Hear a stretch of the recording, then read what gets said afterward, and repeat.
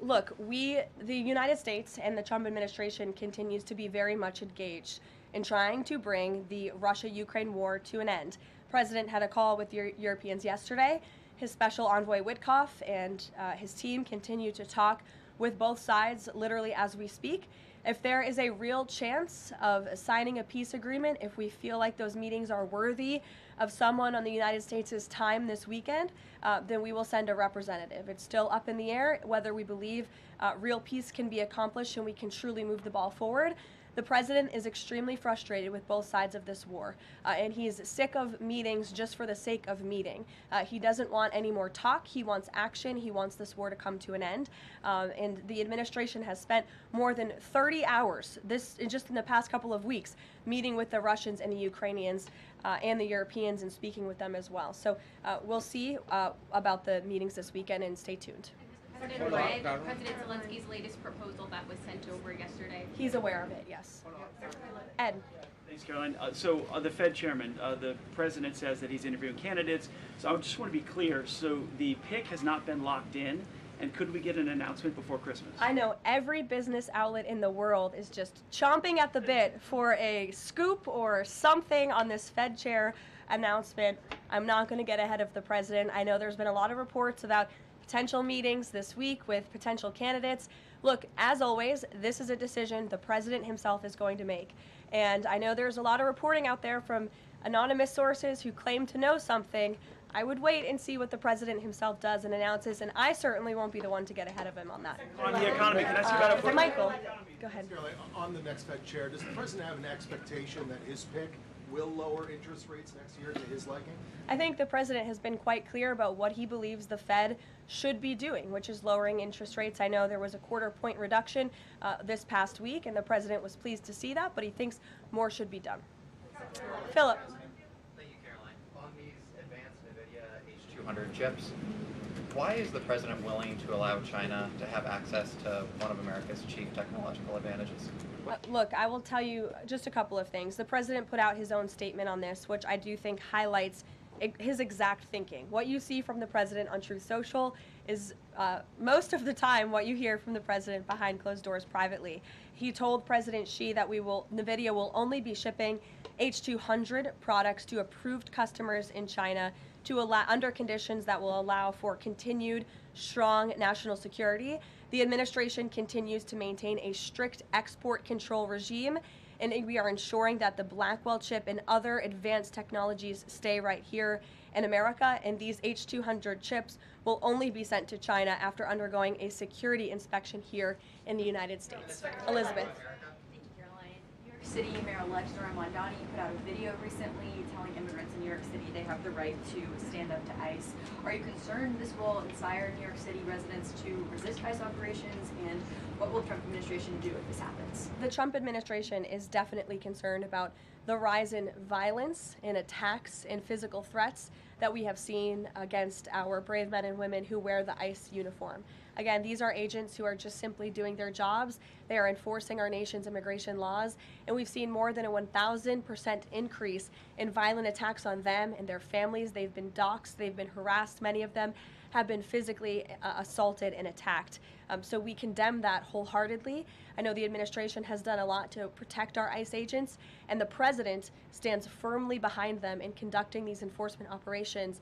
And there's a lot of talk from Democrat politicians in New York, but the Trump administration will continue to do our jobs in every state, and that's to remove illegal aliens and public safety threats from American communities.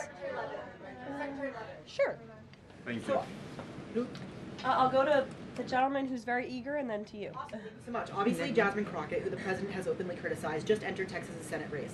I asked Mike Johnson, who said that Texas largely supports the president. Crockett, on the other hand, says that Trump is an example of extremism. She says that her support is a referendum on Trump. I'm curious to get your thoughts on this. And has Trump made any statements since she's announced her candidacy? Not to my knowledge, as you know from the White House podium. As a government employee, I'm not privy to comment on future elections, but I do think the president has made his thoughts on Ms. Crockett quite clear, and I do believe he thinks she is wholly unqualified for the office that she is seeking. Joey. Yeah, thanks, Caroline. A federal judge today ordered the immediate release of Kilmar Abrego Garcia from ICE detention. Does White House have a response to that, and does the administration plan to appeal that decision? Absolutely. The White House, the administration, opposed this activism from a judge who is really acting as a judicial activist, which we've unfortunately seen in many cases across the country. Abrego Garcia is present in our country illegally. He is a proven human trafficker. He is a proven gang member. The administration has evidence of that. And as you saw from the Department of Homeland Security, they issued a statement saying they'll continue to fight this legal battle in court. Caitlin. Two questions. I have one on Venezuela to follow up, but first on affordability, since we were talking about the economy at the beginning. If the economy is as strong as the president has said it is, then why is he telling parents 2 weeks before Christmas that they should only buy 2 or 3 dolls for their children? Look, what the president is saying is that if we want products made right here in America, if we want them to be made from American small businesses, which is a large part of the reason the president has effectively implemented tariffs, then we're going to have better quality products right here in the United States. Maybe you'll pay $1 or $2 more, but you will get better quality and you'll be supporting your fellow Americans by buying American, and that's what the president was saying. Again, with respect to affordability, every economic metric, Caitlin, and I wish you would report more on it, does in fact show that the economy is getting better and brighter than where it was under the previous administration. I will repeat, inflation as measured by the overall CPI has slowed to an average 2.5% pace. Real wages are increasing, roughly $1,200 for the average worker. Gas prices are down in almost every single state across the country. Again, in 22 states, it's below $2.75. You look at the tax cuts, those are going to go into effect next year. So the best is yet to come.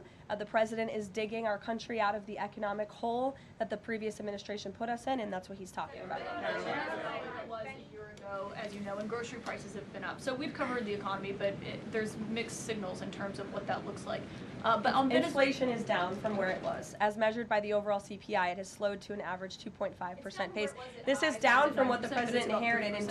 The president inherited 2.9% in January. Today it's at about 2.5%. So we're trending in the right direction with more to come. And I would remind you, when President Trump left office in his first term, inflation was 1.7%. And the previous administration jacked it up to a record high 9%.